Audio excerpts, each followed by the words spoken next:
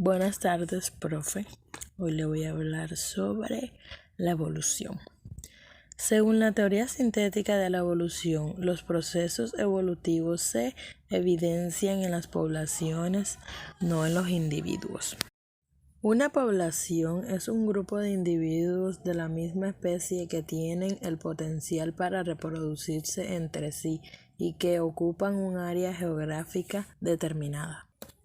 En toda población, los individuos presentan un conjunto de características comunes y uno de características variables a todos los individuos.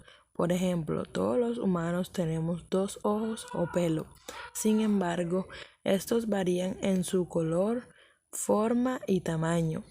Esta variación puede marcar la diferencia entre dejar mucha o poca descendencia o quizás ninguna, y es objeto de la selección natural. Tras muchas generaciones sometidas a la selección natural, es posible que las características comunes de la población cambien a tal punto que formen una nueva identidad biológica o especie, que es un grupo de poblaciones aisladas geográficamente, pero que pueden reproducirse entre sí y dejar descendencias viables. La acción de la selección natural en una población puede producir cambios en sus frecuencias alélicas en relativamente pocas generaciones. A este fenómeno se le denomina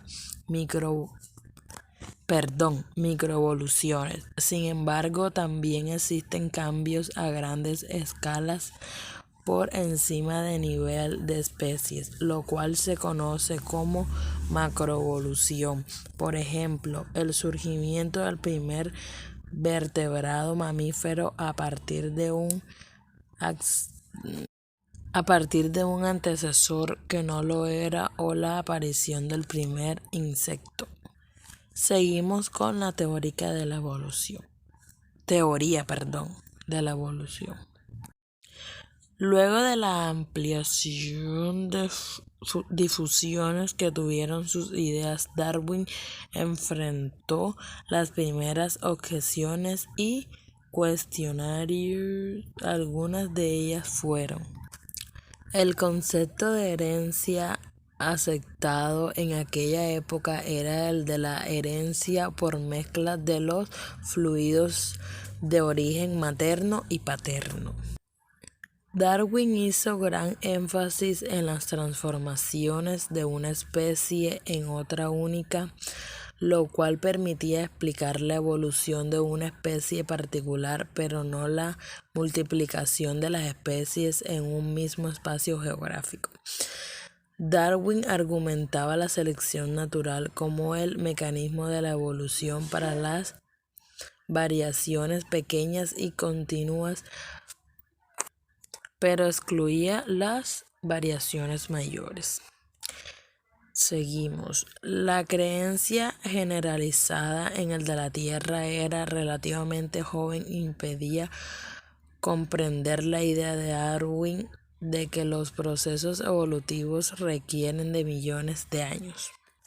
Seguimos con evidencia de evolución, que se puede clasificar en 2 tipos: evidencia directa e indirecta. Evidencias directas son aquellas que se pueden obtener por observación directa y en el tiempo real. Como los cambios evolutivos ocurren en largos periodos de tiempo, este tipo de evidencias son difíciles de obtener, ya que requieren del seguimiento de una población durante muchas generaciones, y en el tiempo de vida de una persona no es suficiente para detectar estos cambios. Por ejemplo, lo que se da en la evolución de bacterias. La bacteria Staphylococcus, causan infecciones en los pacientes después de una cirugía. En 1943 se combatió exitosamente con penicilina, pero en el 1947 aparecieron nuevas cepas o variedades resistentes. En el 1960 se desarrolló otro antibiótico llamado meticilina, pero en el 1980 las cepas sobrevivieron, volvieron a atacar.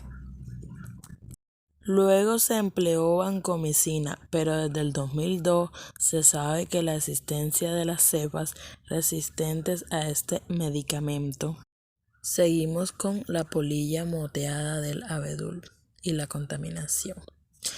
La polilla moteada del abedul se posaban sobre los árboles y las rocas y poseían una coloración clara. Pero debido a la industrialización de Inglaterra, las partículas de humo que quedaban sobre las superficies comenzaron a contaminar, matando los líquenes y dejando desnudos los troncos de los árboles que también tomaron la coloración negra. Evidencias indirectas. Las evidencias indirectas se obtienen por deducción, es decir, relacionando hechos actuales para reconstruir la historia. Con las evidencias indirectas empezamos con las evidencias paleontológicas. Son aquellas basadas en el estudio de los fósiles, que son restos de seres que vivieron en el pasado o de su actividad, que han quedado preservados generalmente sobre rocas sedimentarias que se forman por acumulación de material geológico. Evidencias biogeográficas. Estudia la distribución geográfica de los seres vivos. La distribución de una especie depende de los factores como los eventos geológicos que hayan ocurrido desde que se formó.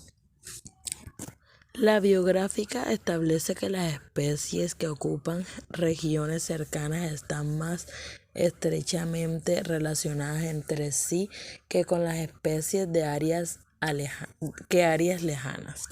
Existen especies muy similares en lugares alejados, pero de condiciones ambientales similares.